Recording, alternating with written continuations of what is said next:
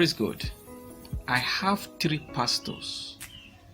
And if you have more, you can recommend them to me. But I have 3 pastors that I respect so much.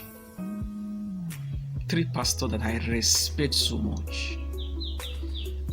The reason why I respect them so much is because their messages are evergreen.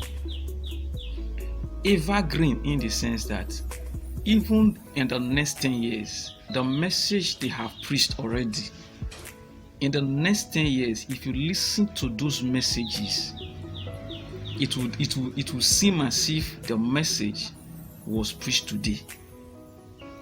Their messages are evergreen. I don't want to waste our time. I will list them now. Number 1 of the pastors I respect so much is, like I said, I'm using pastor for all of them. They have different titles, but I'm using pastor for all of them. The number 1 of those pastors that I respect so much is Pastor Sam Adeyemi. If you fall back to his messages 5 years ago, they are still speaking reality of today. Messages that he has preached 5, 6, 7 years ago, if you listen to them today, it will seem as if he preached them just today. Evergreen.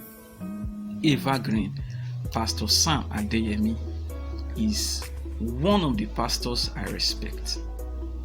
The second pastor that I respect so much, that his messages are evergreen, that if you listen to his messages of 5 years ago, it will seem as if they preached them today. And let me tell you, even to the next 10, 15 years coming, those messages will still be so much relevant. The second pastor in my list is Pastor Emmanuel Olumide. Pastor Emmanuel Olumide. If you listen to his teachings,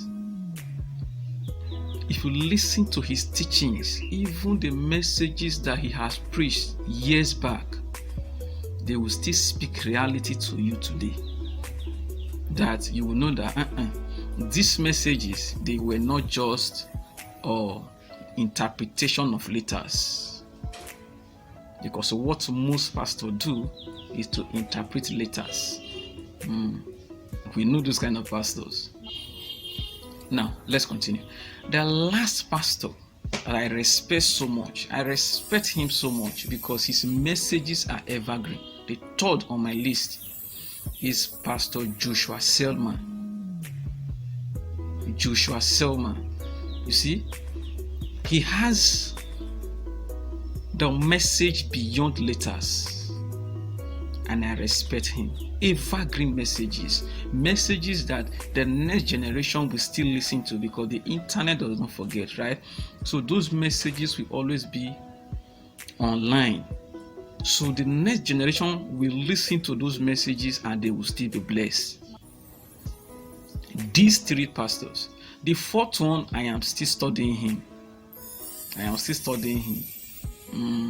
have one that I'm still studying him because I don't want somebody that will be inconsistent. You preach the truth today and tomorrow you are deviating kind of. I don't want to bring those one into the list first. But if you have someone that you can also recommend for me to follow, someone who knows the truth, he speaks the truth.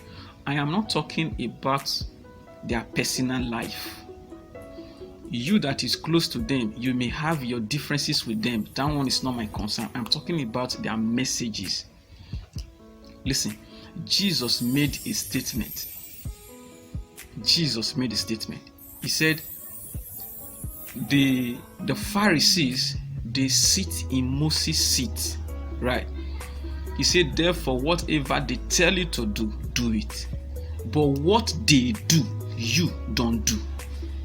Do you know what Jesus is saying? Jesus say, separate the message from the messenger. What the Pharisees say you should do, do that one. But what the Pharisees are doing, don't follow them to do it. It simply means their personal life may not follow what they are preaching, right? So you have to separate the message from the messenger. Separate the message from the messenger. For me, I am taking the message. If the messenger has any issue, that is between him and his God. For me, I take the message. So if you have another pastor that you think preaches the truth, please recommend it for me. I want to associate myself with people who can build my faith, people who can keep me going, because it is a journey until the end. It is a journey to the end.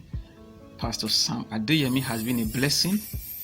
Pastor Emmanuel Olumide has been a blessing. Joshua Selman has been a blessing. Their messages has been a blessing. If you have another pastor you want to recommend for me, please drop it at the comment section. I would love to follow him. God bless you.